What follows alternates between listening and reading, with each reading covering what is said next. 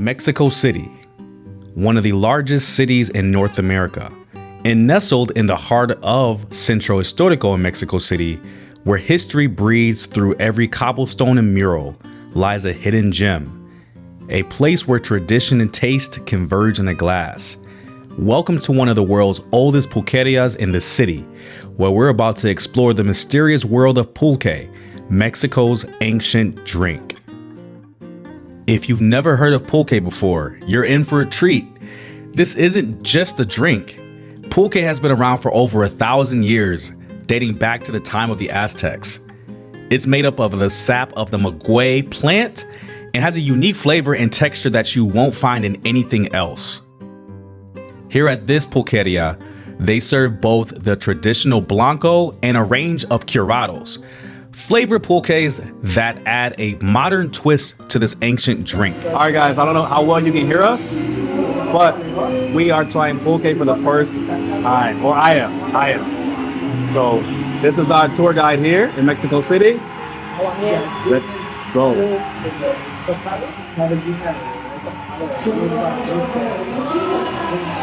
Oh. So what is pulque? Pulque is it's made from the agave. Mm-hmm. It's just a different process of fermentation. Yeah, it's like the consistency or like the texture. It's like this. It's like something extra in there. It's fermented. Yeah. It's fermented. Yeah, it's actually it's got a lot of probiotics. It's kind of like a kombucha, and it's good for your sex drive. Yeah, that's what they say. This has. What else? It's a bit psychedelic. This is fire. So did you get the natural? Natural. And I got the what is this? Pineapple. Guys. Yeah, it's mango, piña, coco. yeah. That looks good. You wanna try this one? Mm-hmm. That's nice. That's how it really tastes. Yeah. Yeah, try the try the flavor ones, guys. Yikes. Yeah, what else can you tell us about pulque? Oh my god. I don't know it's not you're not supposed to drink it past 9 p.m. Why? It's better like for digestion, like before. It's like that's all I got. That's all I got. At the 9 p.m. it's a wrap. It's kombucha. It's got probiotics. No, it's fire though, especially the flavor one. The natural one it's I like the natural flavor. it's a little It's strong. yeah, it's an Acidic. it's an acquired taste. Yeah. A mí me gusta. Si el pulque es como... Because I'm pretty sure the fermentation process to make pulque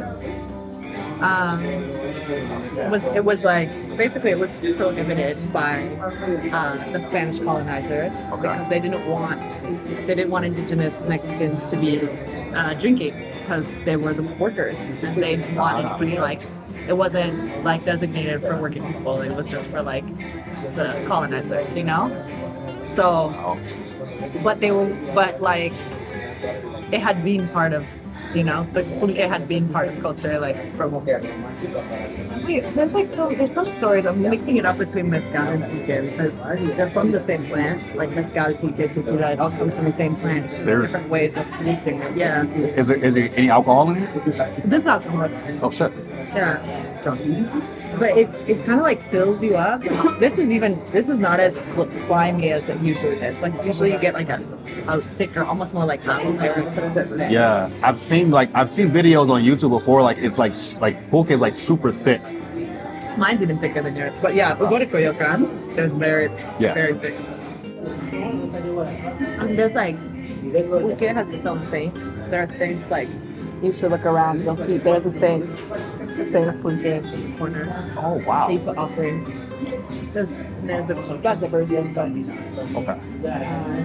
I mean, this whole place, like in general, is like very unique. Like typically, a lot of pulque spots for some reason have like it's like saloon style, and then everything else painted. Like there's a Yeah. lot of like, or there's like the one in Coyoacan that's really nice. Has like a jukebox.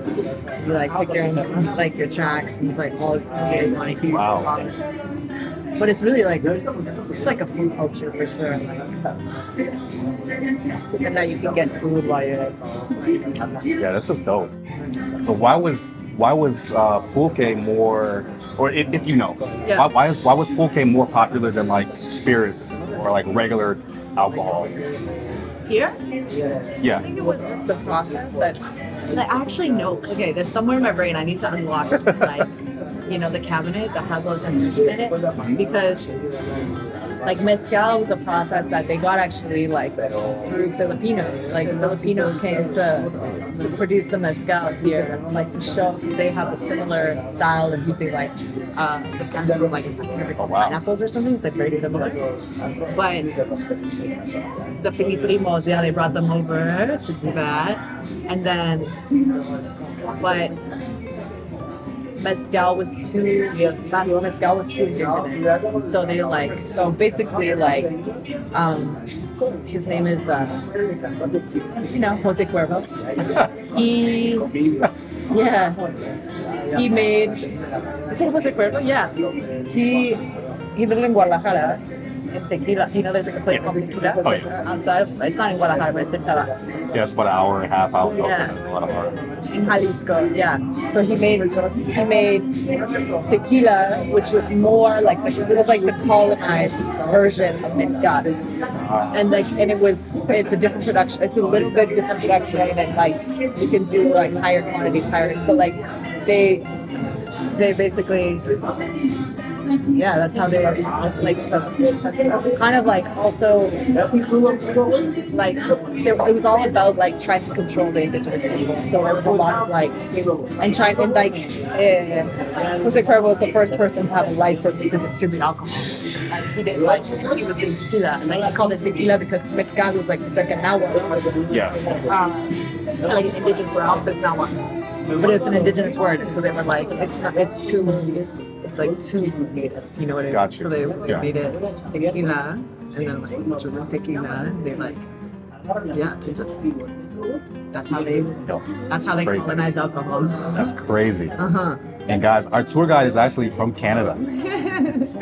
And I asked her this off of camera or off the camera, how she learned her Spanish, and it's quite an incredible story. I don't know if you care to like tell that story I again. just lived in Cuba. I lived in Cuba. My dad speaks in Spanish. I was just always gonna speak Spanish. But then I came to Mexico City after living in Cuba and went to school here, went to Vietnam, and then I just like fell in love. I couldn't leave. Yeah, Yeah. been here It's a good story. like since 2012. Damn, 2012. So pre-pandemic. Yeah, like very pretty. Like none of my friends would visit me.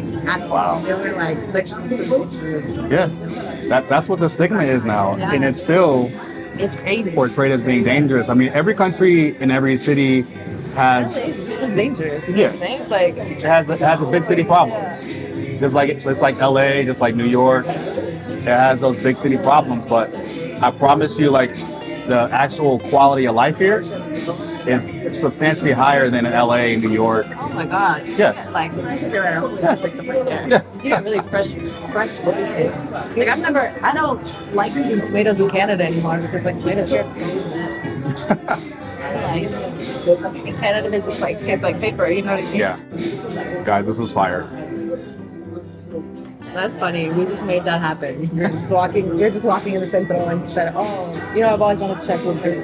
Yeah. We're like, okay, let's go. 3 minutes away.